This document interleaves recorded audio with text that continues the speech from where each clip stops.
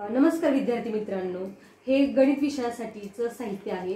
यामध्ये संख्येच्या मागची आणि पुढची संख्या ओळखणे ही संकल्पना याच्यातून आपण स्पष्ट करणार आहोत। तर आता मी इथं घेतलेला आहे, आपल्याला इथं दिसेल की मधल्या गोलामध्ये 9 आलेले। तर आपल्याला काय करायचं की 9च्या मागची आणि 9च्या पुढची संख्या इथं मुलांनी लिहायची आहे आणि ते पुसू सुद्धा शकतात।